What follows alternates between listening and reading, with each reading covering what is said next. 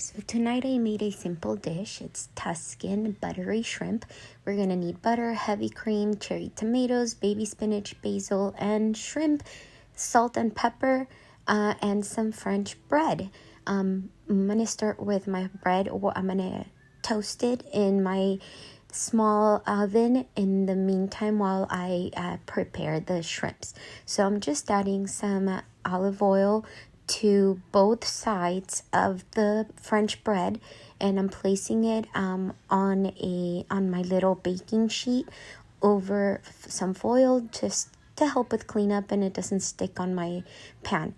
We're gonna add the olive oil to both sides, and you can add garlic salt to it if you like. I just did it plain because the shrimp are pretty flavorful on their own and I wanted to get more of the flavor, less of the garlic.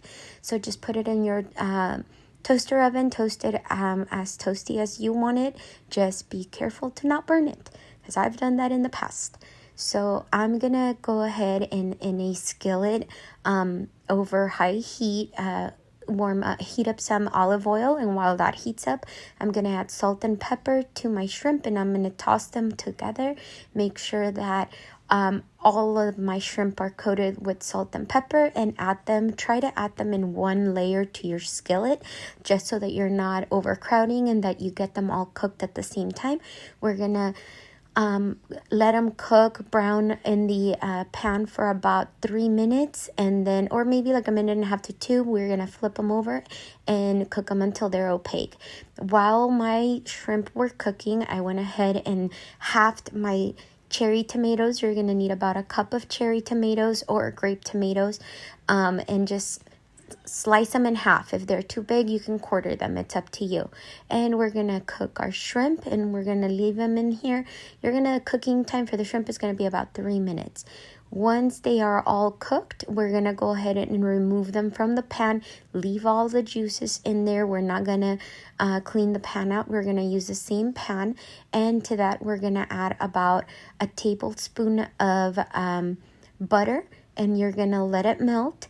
We're going to have the butter melting, and once our butter is melted, we're going to go ahead and add half a teaspoon of minced garlic. You can either buy the pre-minced one, or if you mince it yourself, go ahead and do 2 cloves of minced garlic. You're going to stir it in there for about a minute until it's fragrant, and then you're going to add your cherry tomatoes. Make sure you season the tomatoes with salt and pepper, seasoning all the way through. While our tomatoes are blistering on our pan, and blistering just means that they're getting soft, and that if you squeeze them with your cooking utensil, it's gonna burst and it's gonna give you the juices to come out. So we're gonna chiffonade some basil leaves, and the basil leaves we're just gonna roll them up tightly and cut them into little strips. Once our tomatoes have blistered and cooked down, we're going to go ahead and add about a cup of baby spinach, and we're going to let it wilt down. I'm not going to season the spinach because we already have seasoning in the tomatoes, and you're just going to let it wilt.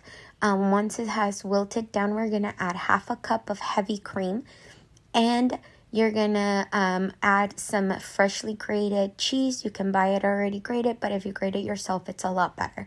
I grated about half a cup of grated parmesan. You can add more, add less, but make sure you add some cheese to this mixture, and then go ahead and give it a quick toss.